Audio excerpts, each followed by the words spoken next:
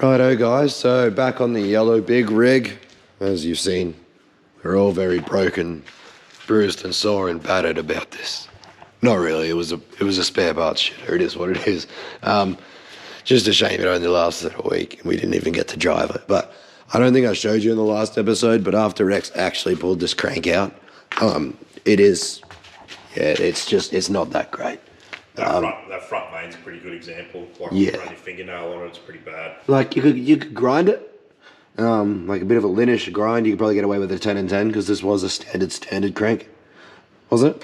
It was standard. Yeah. So I got friends that are looking for cranks that could probably use this crank. So we might see if one of them wants to buy it. But as far as getting this thing back together nice and cheap, with the damage to the counterweights and stuff like that, and the journals the way they are. Probably just got to not bother with this crank.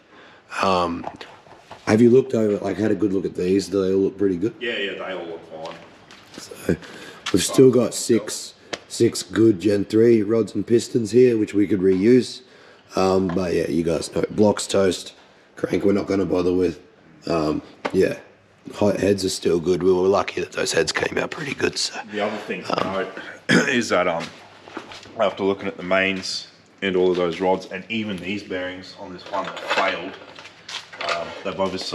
they've had some shit go through them because of the failure, but there's no real evidence that there was excessive cylinder pressure or anything like that, so it's not like the bearings were upset over what's going on. So I'm still a bit confused about exactly what happened.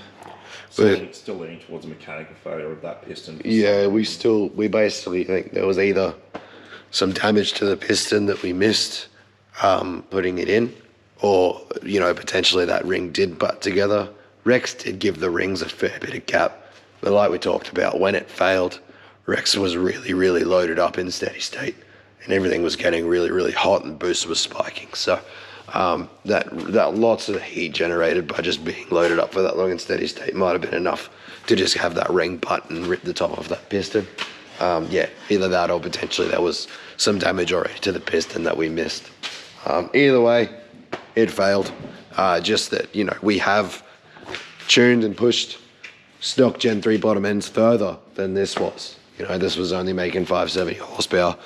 Actually probably a bit more than that considering it was at 10 kPa. Yeah, 207 it's biked at. Yeah, so probably pretty close to 600. But like we've tuned these stock bottom ends to 600 wheel in autos before, in cars that are still going strong to this day. So, we don't think that this bottom end was at its limit of power.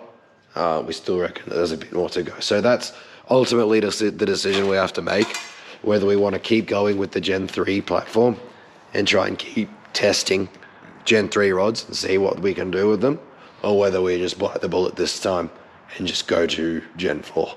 But anyway, I'll take you into the room and we'll show you the next lot of shithouse second-hand parts that we're going to be using to build another throw together fucking engine for this thing. Righto, so we dug out like a couple of our spare cranks. So this one is like a standard and ground. I think the mains are ground a fair bit. We'll have to actually measure them up because I can't actually read the card anymore, but I'm pretty sure it says 20 thou on the mains, but standard on the rods. So that's a potential candidate. This is just a crank that came out of an iron block 6 litre we bought. We bought a complete rotating assembly for a 6 litre just to get a good block for that ended up being for the block for the freaking Club Sport, the iron Gen 3 block. So it's a Gen 3 6 litre crank. It's got a 24 tooth reluctor. And the crank was actually pretty good when we pulled it out. It was quite a nice little spare. So yeah, that should be standard, which means I think we just have to linish it up pretty much and clean it up, and we'd have a good standard crank to go in there. So we've got some more cranks there. We'll have a look what's there, but I think a lot of them are ground. Not that it really matters with their ground. It's not that big of a deal. Just as long as the bearings come up, good clearances is the main thing. The fact that ground doesn't really mean much to us, it just is what it is. So yeah, we've got obviously a couple more Gen 3 rods and pistons here to go through. That's it. That's those what we got 4. there. That's all we have. This lot here, they're all 5 over. They're small lock sheave pistons. Don't worry about them.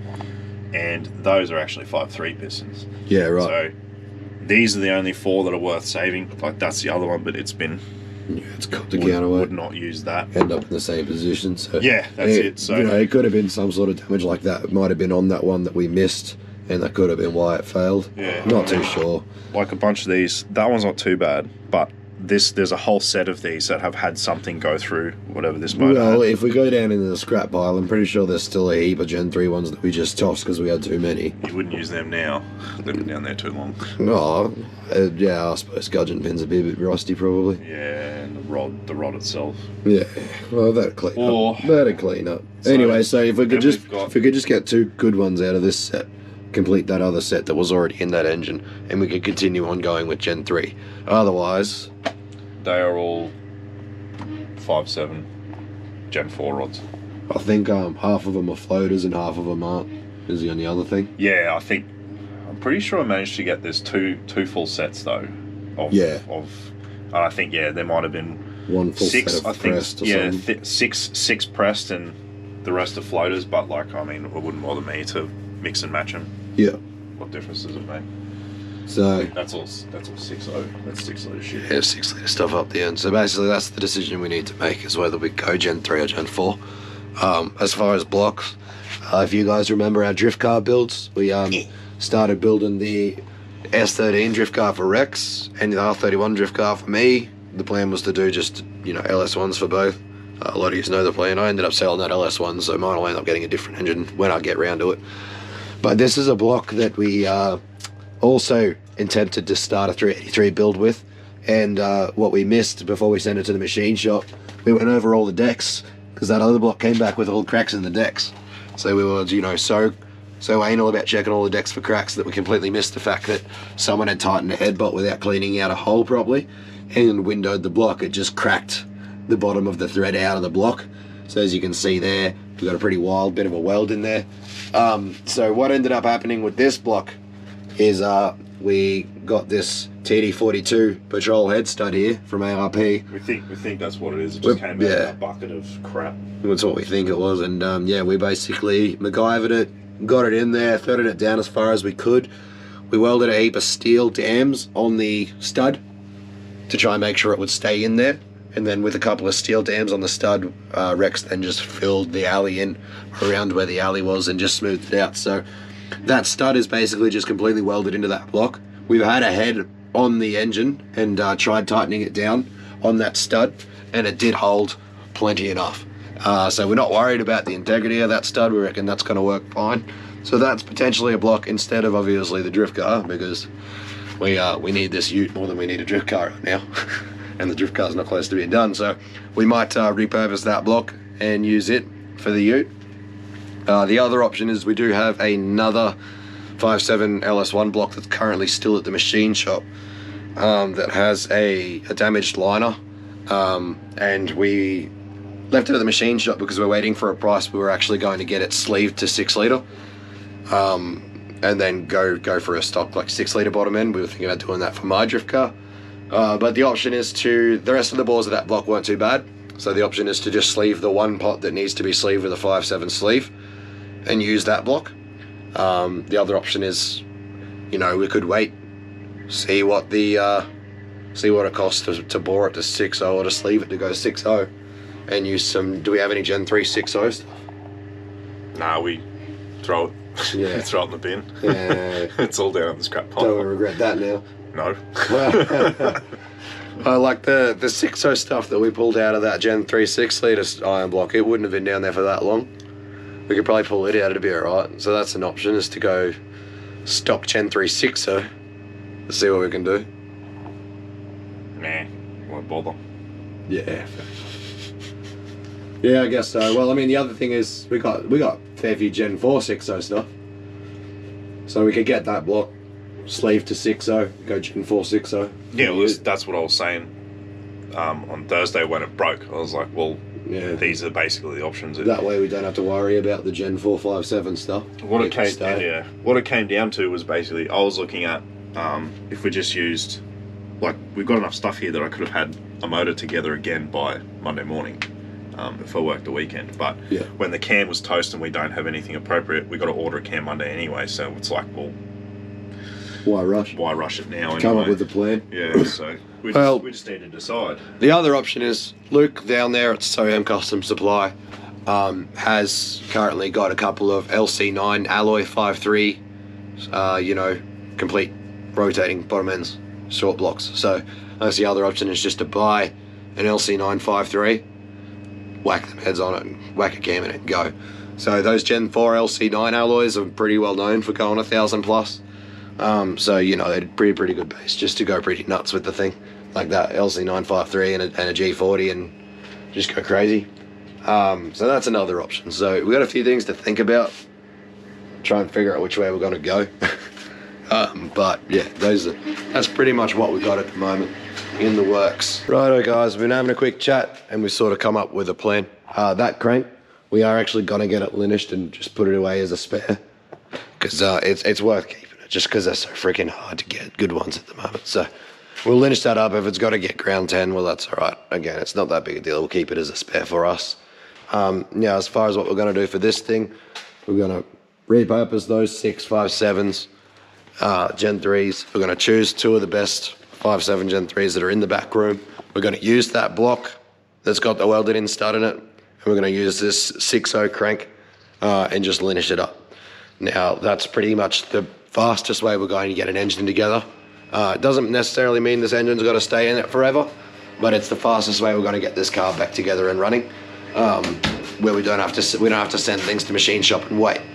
The only thing we've really got to wait for is a camshaft, which we've got to order on Monday, because we don't actually have any suitable cams here. So we did talk about trying an actual reverse split cam for this instance, because where turbo was such a small hot side and so much back pressure and things like that, we did talk about wanting to give a reverse split a go just to see how it went.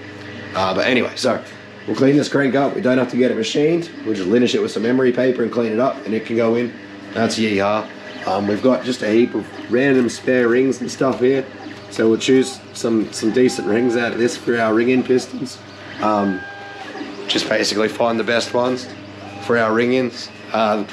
Block, we'll just get a hand pone, and yeah, just do all our measurements, get this thing built. Now, we do have in here just a whole heap of random bearings.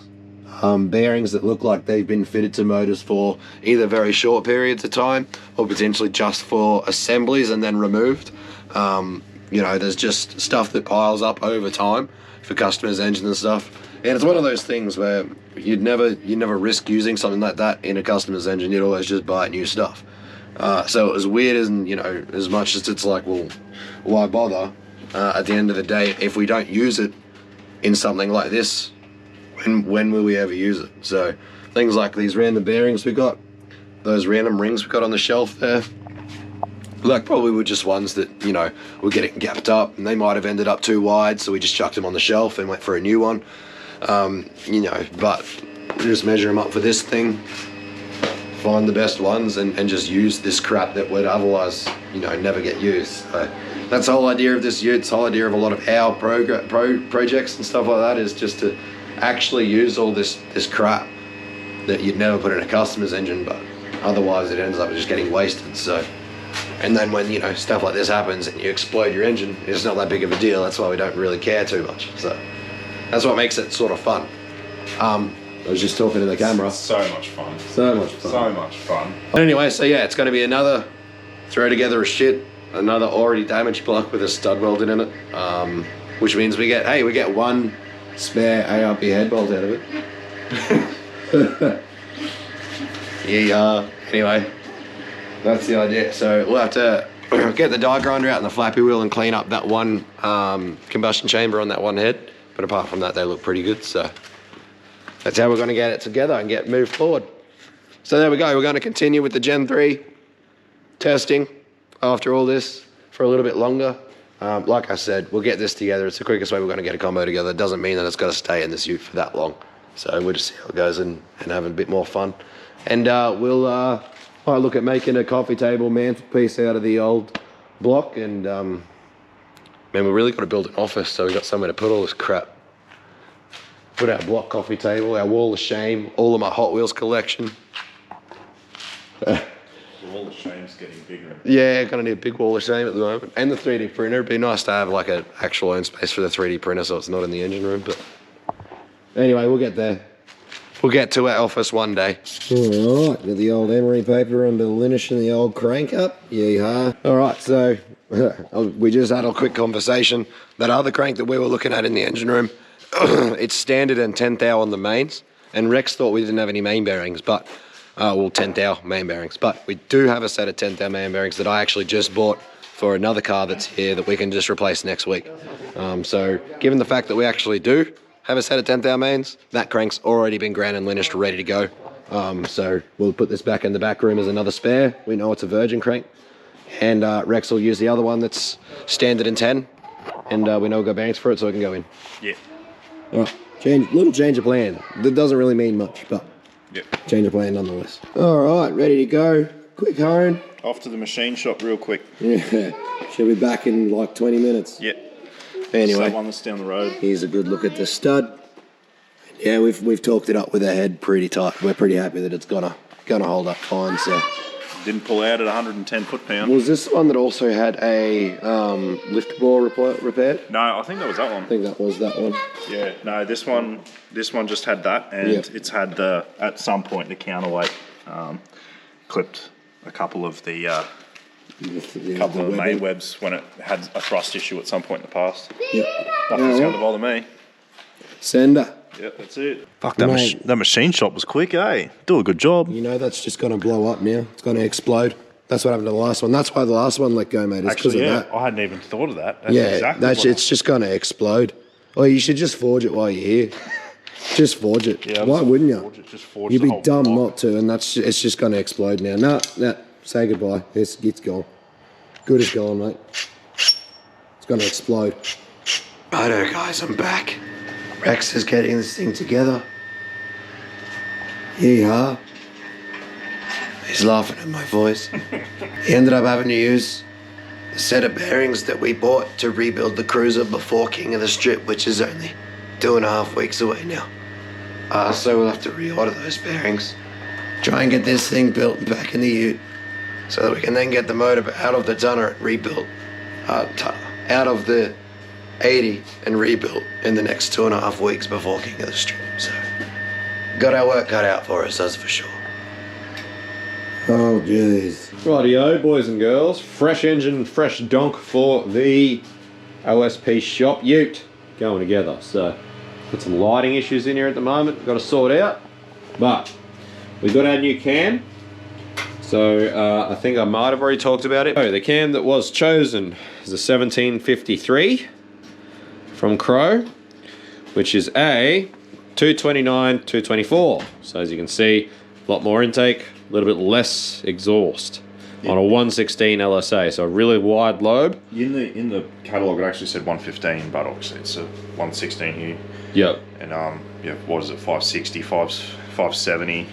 Yeah, so not a huge heap of lift, and yeah, actually less exhaust than intake. So that's what we're talking about by reverse split. That's what we mean by reverse split. There's actually more intake direction and less exhaust duration, which like we were saying, being in an instance like this, where we're dealing with a lot of back pressure and we're fighting a lot of back pressure on a very small turbine setup, it may actually be an advantage to combat cylinder contamination of exhaust. So yeah, we'll see how it goes. Like I said, it'd be really good back to back because we know what it did with the other cam, and it's essentially going to be all the same setup, just a new engine. So we'll see what it does with this cam. Go from there. Yeah. Something different. I almost regretted buying that one. I wonder if I should have gone for the middle one out of the three sizes, but I still think it's just a bit too much of a jump. Like, this is the more appropriate size for what we're doing. Yeah. So anyway, little experiment, see how she goes. See how it goes. Anyway, last night Rex got as far as getting the cam in there, the oil pump and timing set and stuff back on. So it's coming back together. Obviously still got to do lifters, probably have to go a new set of lifters, or at least a couple of new lifters. I'm just going to replace that one. That's why I replace the one.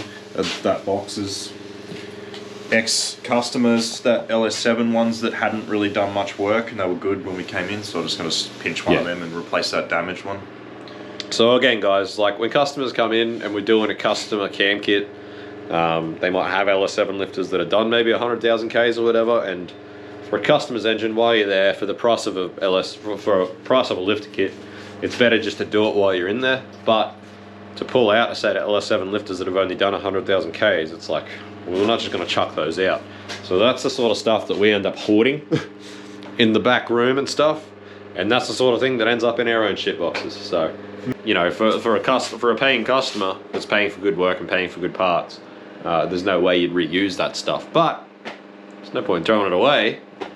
And that's how all our second-hand junker engines get thrown together. So, yeah.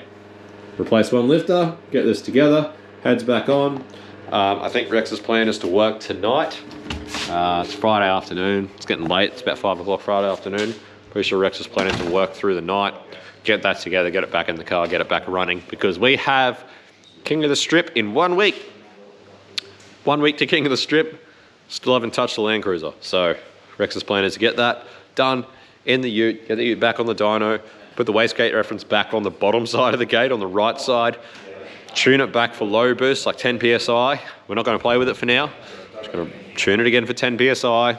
At the moment, we really just need the thing to live so that we can move on to getting the cruiser ready for King of the Strip. Because we're way overdue, we're running out of time.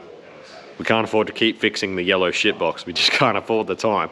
There's too much going on. And then once we've caught up on what we're behind with later on, then we can start pushing it, having some fun again, and see if we can break it again. But hopefully at least more than a month. What's going on, guys? It's Monday morning. Rex has had a hell of a weekend with this thing. He was too blind with rage to really feel anything, so yeah. I'm going to fill you in. We're going to fill you in now what the hell has been going on over the weekend. But Rex did manage to get the new engine together. It's running. So shitbox throw together V2.0. We have liftoff. Still Gen 3. Yep. Proper shitbox now. So essentially... Sorry there, guys. Apparently 71% is not enough battery for the GoPro, so we'll try again.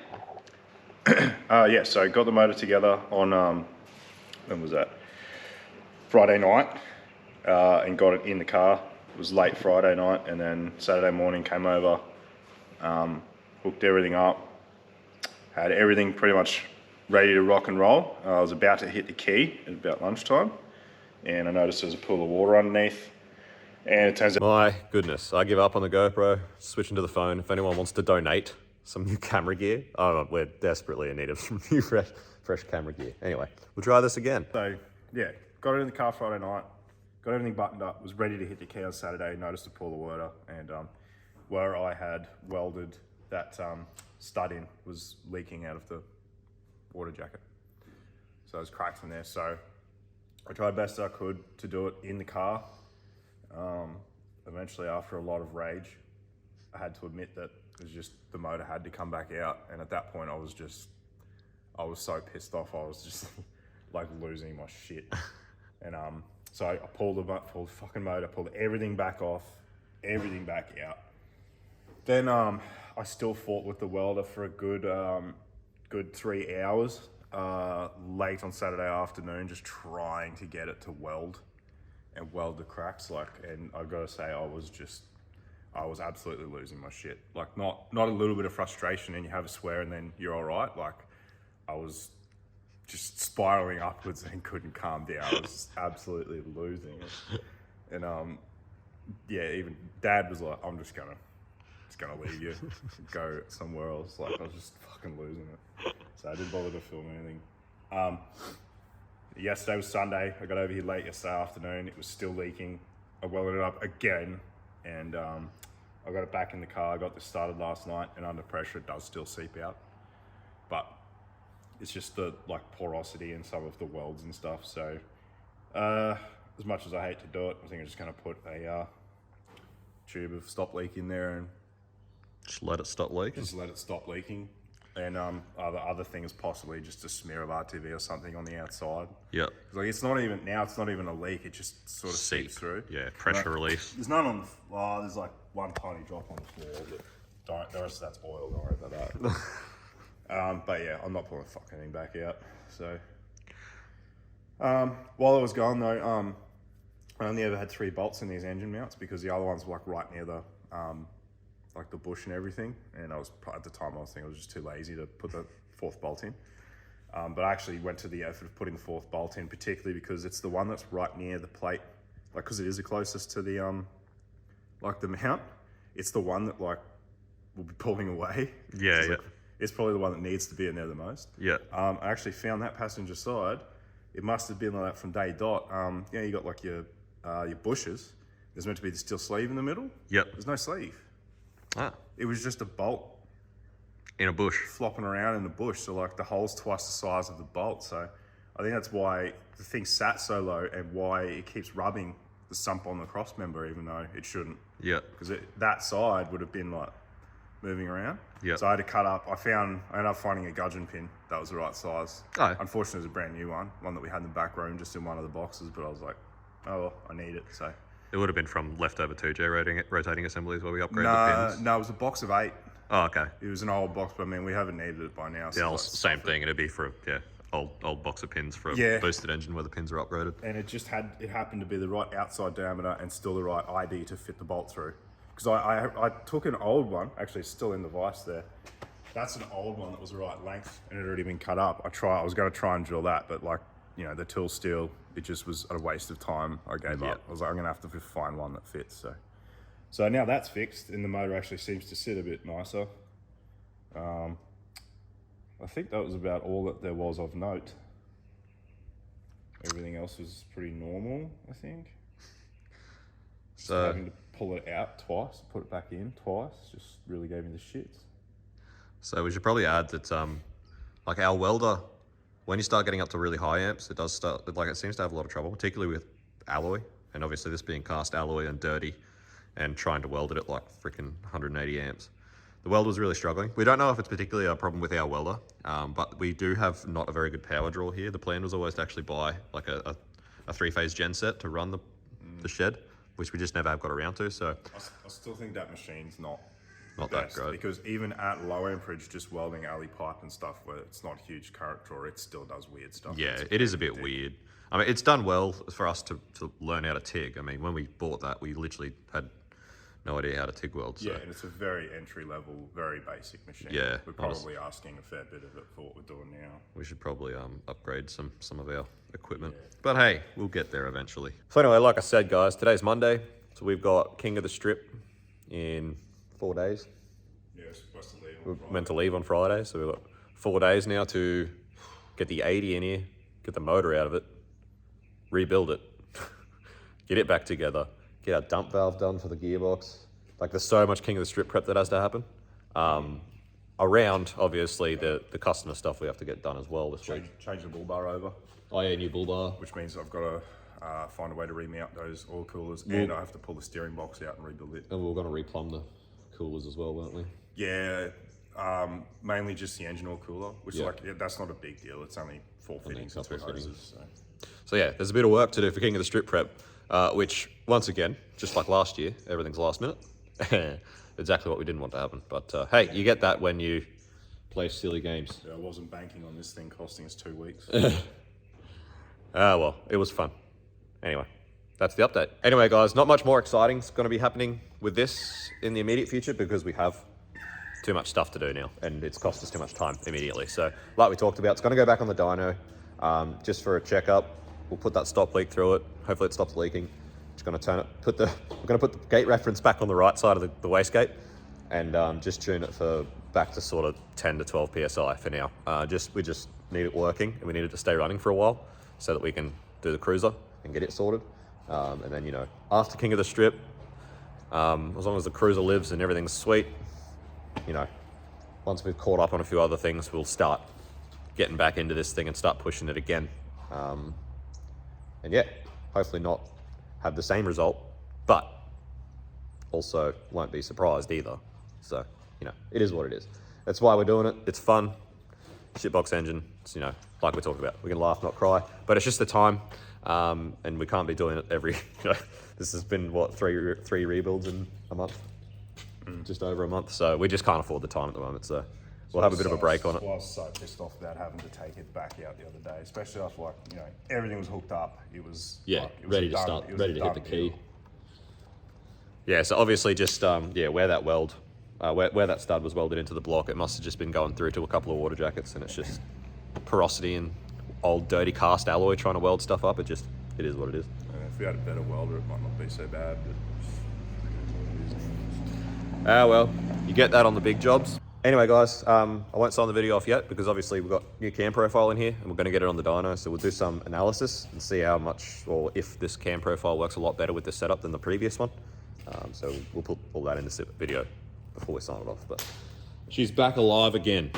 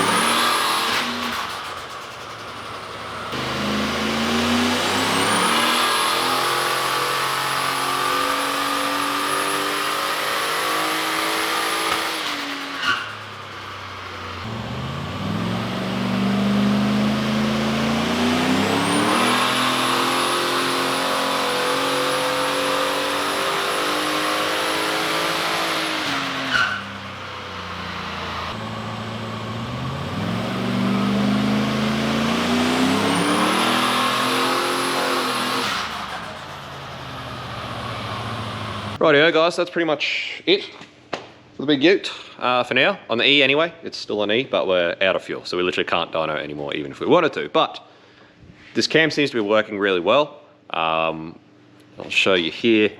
So the 575 was the old run before it obviously pooed itself to death. And 550 is where we are now. So as you can see, a little bit less boost. And Rex is saying it's actually 2 degrees less timing than it was with the other cam. Yeah, it's about 1.5 pound less boost. And with, yeah, like you just said, sorry, 2 degrees less timing than here. So we could probably get close to 575 with just another 2 degrees even at this boost.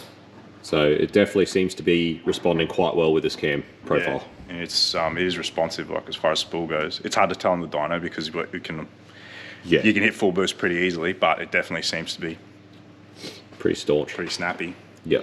So it's hard with this because this one was actually pedaled in as well. Like because of the way the car responds with the converter, Rex has sort of got to pedal it into the run, so you can't really. Well, I was still trying to pedal it in with the red run. It's just that. That's what I mean. They're both pedaled in, so it's hard to compare because you don't know if they're the same. But anyway, the point is, it seems to be working really well. Like I said, motor's still in one piece. Yeah, it's still alive, and like we talked about at the moment, we just need this thing back to working. So. We're not going to lean on it at the moment. We might look at leaning on it again once we get back from King of the Strip and everything's still alive. We need to know that the cruiser comes back in one piece, then we can sort of risk leaning on this again. But yeah, we can only afford to have one car at a time broken. So, and it's going to be a big week for the cruiser. So anyway, we're just going to chuck some 98 and now just run it up on the 98 and just make sure it's okay on 98. And then that's going to be it for the tar. So for now. So, well, we've got King of the Strip this weekend, but then next weekend is both roll racing and Lakeside 8th Mile on the Sunday. So, yeah, right. Got rolls on the Saturday night and then Lakeside on the Sunday if we wanted to. Yeah, okay. So, you know, provided the cruiser comes back in one piece, we might be able to spice this up next week and go hit roll racing or Lakeside 8, either or. Yeah. Or both, if we really want to. I think same thing though, is I just need to be careful with this thing on the dyno. Again, I think, like saying 550 here on the dyno, I think it's making more on the road. Same thing, IATs are, whereas we're seeing about 10 degrees cooler. So a lot, IATs rolling around. a lot more density on the road. Yeah. Anyway, probably won't film the 98 runs, guys. It's not much exciting stuff. It's just 98 runs, and then just to check to make sure the modelling and the flex fuel and the ECU is all good, because it's a long drive to go get E85. It mostly be run on 98. So anyway, guys, that's it for the tonner. It's back alive. We're back. We're good stuff. So yeah, we'll check back in a bit later on. Peace out. See you, bye.